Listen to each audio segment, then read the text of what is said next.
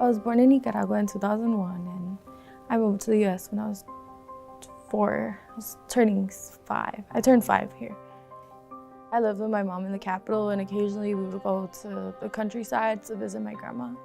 So during those times, it's like Nicaragua is mainly known for its lakes and volcanoes, so the geography is really diverse. Like coming from the countryside to the city, it's a very different ambient.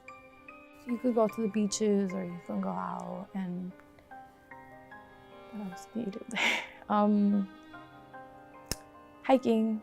There's something called volcano sliding. You could just slide on a volcano, stuff like that. It was I feel like it was the day before, so it was really unprepared. I didn't really know what was going on. And I just remember waking up and my mom was like, well, we're gonna take you to the airport. And I'm like, why? Why am I going to the airport? And then she was like, you're gonna go live with your grandma and your dad and stuff, and I'm gonna stay here. And at the time as a child, you don't really understand, like, okay, I'm moving away forever. This is absolutely gonna change my life, especially coming from a third world country to a more developed country. You don't really understand. My grandma moved here in the 90s. So she came here by herself. And then after that, since I was born, she brought me and my dad over. She brought us over so we could have a better future. I remember coming here and it was really cold, and Nicaragua was always 98 degrees or a little bit warmer, 80, in the 80s to 90s every single day. So it was just different. My skin was so dry, and I wasn't used to wearing lotion. It was just why is my skin so dry? And the food was different. It was still Hispanic food, but my country, it's mostly Mexican people here and Puerto Rican people here. So the Hispanic people that I could interact with, they weren't from my country, and it was just a different experience. The first couple days, I was with my family inside mostly. And in Nicaragua, you're always outside. You're always doing something outside. And it was just different to being inside because it was so cold. Growing up, you don't really notice that absence in your life of not having your mom until you get older. So as I got older, I started realizing it. And she came over about 3 years ago. So it was really hard to go back to my roots and understand where I came from, especially when you don't have a lot of people like you around yourself.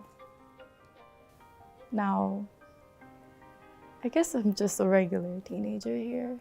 I'm in 12th grade, and in the summer I'll be starting school at Marquette during June, and then starting the fall semester. So I really like school. I want to be a doctor one day. Because when I went back to Nicaragua last year, I saw that there was a lot of health issues, and I wanted to bring back to my community, especially through healthcare, because I saw that my family didn't have good access to healthcare, especially in here too, in Milwaukee. So I realized that I wanted to be a doctor, maybe last year, and that's okay, well, now I'm gonna have to make that effort. And especially coming here and being a first-generation student and being an immigrant, it's that's kind of reaching.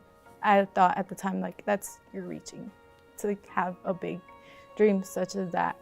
But then I sat down and I was well, I haven't really been that bad in school, so if I want it, then I should go for it. And now I got almost a full ride to Marquette. And I'm gonna major in physiological sciences and eventually go on to medical school. And it's just so exciting because I'm so excited to start school in the fall.